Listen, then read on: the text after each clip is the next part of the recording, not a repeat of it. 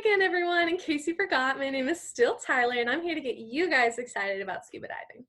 Scuba diving is an acronym that stands for Self-Contained Underwater Breathing Apparatus. A mouthful, I know. Scuba diving is so useful, though, in the field of marine science. Being able to be underwater, unaffected by the lack of breathable air, is such a useful tool when studying the world below us. Think about it. If you wanted to study a fish, what better way to do so than to become exactly like the thing you're trying to study? So, if you wanted to become like a fish, what are some of the things you think you would need to be able to do so? So the first thing that come to my mind are gills, because we have to be able to breathe. So scuba divers use this. This is called a regulator. We put this part into our mouth, which is why it's called the mouthpiece. It has a hose attached to it that then attaches to a first stage. This is the part that attaches to the air tank. While there is air underwater, humans can't breathe that air like a fish can, so we have to bring some down with us. So now that we're able to breathe, what do you guys think is the next thing we need? I'll give you a hint.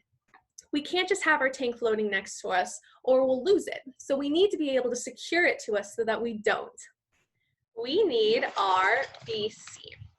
Many fish have a thing called a swim bladder that allows them to hover in the water column however they want. So we need to be able to mimic that as much as possible. So this buoyancy compensator allows us to adjust our buoyancy to hover at different depths by filling and deflating with air. It also holds our tank onto our back so that we don't lose it. So now that we have our air source secure and taken care of, what do you guys think we have to have next that a fish has? Well, we can't see as well as a fish can underwater, so we need to bring a mask with us so that we're able to view the world around us. It'd be pretty boring if we couldn't see anything, right? This isn't like your average pool goggles, though. It has this piece that covers your nose. This piece helps you to adjust to the pressure differences created by water. There's one more thing we need to recreate that a fish has. Can you guys guess what it is? We also need fins. Swimming around in the water can be pretty difficult, especially when you have a giant tank strapped to your back. So we need big fins to be able to push ourselves through the water. This also helps us free up our hands so that we can do research now. So now that we've explored everything we need, we're ready to go scuba diving, right?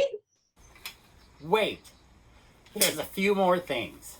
First, just like fish have scales to protect themselves in the environment, we need to wear a wetsuit to help protect ourselves from the environment.